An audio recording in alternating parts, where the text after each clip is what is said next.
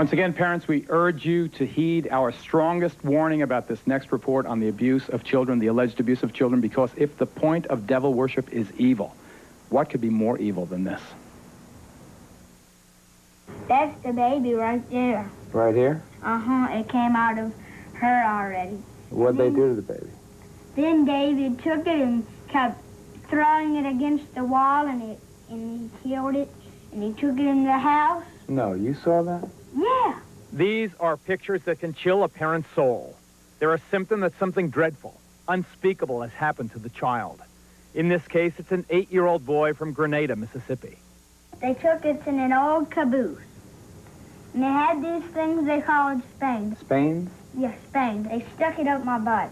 Who stuck it? David. Your dad? Uh-huh. Ow, did it hurt. 2 doctors have provided medical evidence that from a very early age, this boy has been repeatedly abused. His mother goes further. She claims the sexual abuse happened as part of a satanic ritual. Do you allege your husband was part of a satanic cult? I allege that he was the high priest of a satanic cult. David, the boy's father, has never been formally charged. He's now in hiding. Now, incest is certainly not new, but apparently more and more of it is taking on the dark overtones of Satan. She talked about there being a Satan, and she talked about there being boys that had hurt her. Listen to what this 5-year-old girl from Orange County, California, told her mother her father did to her. Daddy was heading the meeting, and he wore a real-life baby foot around his neck. She says they each drank the blood, and then they all hurt me. Said, how did they hurt you? She spread her legs and pointed to their crotch and says, right here. And it gets worse.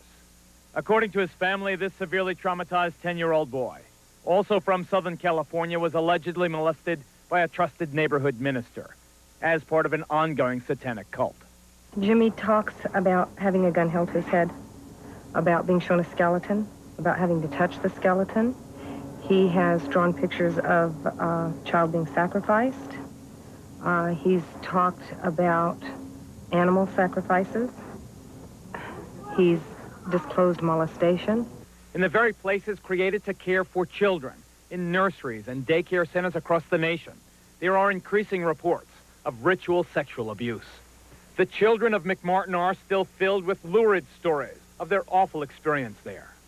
What did they say the devil would do to you? They said that if we told that the devil would come and kill our parents, and he said that we wouldn't live to be the age 9. What were they doing to you? Molesting me. What does that mean? What does molesting you mean? Touching us in places we don't want, and then they would like threaten us like, oh, you don't say a word else we're gonna come to your house and kill everybody except for you, and we're gonna send you to the devil and everything. And they would scare us really much. No region in this country is beyond the reach of the devil worshippers. Even here in the heartland of America, stories of ritual abuse crop up. The children you're about to meet were born into it. They say their parents forced them to witness bloody rituals, and even, they say, to participate in ritual murder. Now in the safe haven of a concerned foster family, the children are haunted by their personal nightmares. My dad was involved in a lot of it. Okay, he's like one of the main guys. He's a leader or something.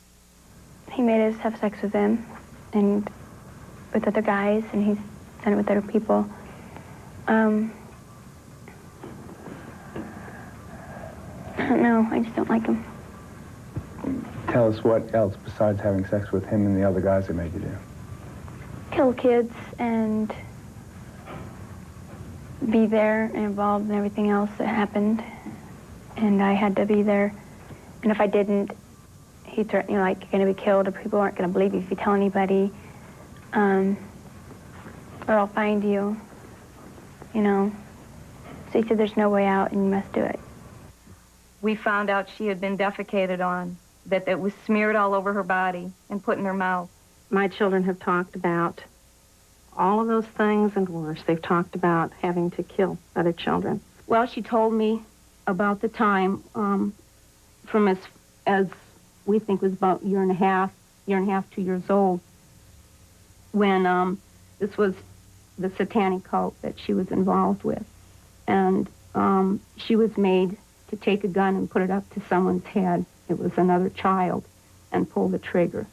One of the greatest difficulties in reporting a story like this one is that so much of it sounds so outrageous, too dreadful, too bizarre to be true. Well, here in Nebraska and elsewhere across this nation, concerned citizens have gotten together to defeat that disbelief. This organization is called Believe the Children. Its guiding principle, that the stories these young victims are telling are too widespread, too consistent not to be true. The stories are so outrageous, and I am such an honest person, I assumed everybody would believe me. And to this day, I'll get in the middle of a story and I'll think, they're going to think I'm crazy. This sounds crazy. But when you begin to hear this same thing time and again, different stories, but the same horrible underlying things, the same behaviors in the kids, I just want to scream. I'm a stranger. I come up to you and you tell me this story and I say, I don't believe you. How do you react? What do you do? I just say, well, that's your right not to believe it.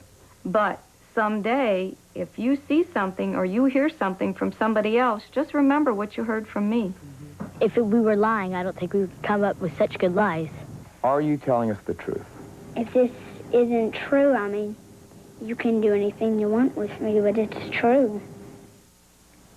So sad. Let's go now to the McMartin preschool parents who have gathered for us in Los Angeles. You recall that case, notorious case. I must state for the record, however, that the charges against most of the defendants have been dropped. Charges are still pending against 2 of them, however. We know that the parents and the children allege child abuse. What is much less known is that they say it was ritual abuse as part of a satanic cult. Whoever is the designated spokesman there, please tell us why you believe this was part of a ritual cult, abuse as part of a satanic cult. Well, the easiest reason to that question, Geraldo, is the fact when the children started talking, they started talking about robes and candles. They described an Episcopal church. And once they started narrowing that down, you could see that it had to be satanic. It's very important in satanic religions to have a priest because they truly do believe in power. The difference only between Catholicism and the Episcopal religion is almost done. They both use wine, they both use bread, and so on. The truth about Satanism is they truly do use blood, and they mix it with urine, and then they also use the real meat, the real flesh. This is what makes Satanism true, and this is what 1,200 molested kids in the city of Manhattan Beach have told the Sheriff's Department, and it's an outrage that we are where we are with this case, and these poor unprotected kids that have, that's a third of the school system in the city of Manhattan Beach has been molested. We have 8 preschools closed here. This is the child molestation capital of the world. We have more preschools closed in this city than any city this side of Detroit, and I'm not picking on Detroit. You may have heard of a case here in New York recently where last year, actually, a little 6-year-old girl called Lisa Steinberg was murdered, allegedly by her own step-parents. Well, that trial for the murder of that little girl opened here in New York today. There were some shocking developments. The defense attorney stated that in some way the parents, or at least one of them, was a member of a satanic cult. That just today here in New York. We're joined now by Maury Terry, author of The Ultimate Evil. He has been studying this and other satanic cases. Why do you believe the satanic cult had something to do with this case of Lisa Steinberg? Well, in the first instance, Geraldo, the police removed demonology books from the Steinberg and Nussbaum apartment in New York. In the second place, I have seen writings done by Hedda Nussbaum, the adoptive mother of Lisa, if you will, in which she admitted that she was involved with a cult on Long Island that practiced rituals and conducted pornography and were involved in child pornography. What's this? Here is Hedda's diary. This is her own diary? Hedda's appointment book diary from 1983. You can expect to be subpoenaed after this, sir. Yes, and in it you can see here that Hedda was calling deprogrammers, cult deprogrammers, back in the fall of 1983 in order to try to get herself out of this group in Long Island that she had gotten involved with. You have a sketch drawn by Lisa? We found in the Steinberg apartment a sketch drawn by Lisa in her own hand. Look at it, ladies and book. That's drawn by Lisa Steinberg with the satanic pentagram on it and with the descending crescent moon above it. This, I was told, confirmed by a principal involved in the case, that this was the costume that Lisa wore at the rituals on Long Island, and that the costume scared her. I was also told by a principal involved in the case that they put makeup on Lisa in order to make her look more like an adult, and she hated wearing the makeup. The prosecution is trying to present this case as a simple homicide. What I'm saying to you here now is that there is a lot more evidence in this case. The case goes much deeper than is being portrayed as going, and this evidence that we're revealing here tonight should certainly graphically illustrate that fact. We'll be right back, folks.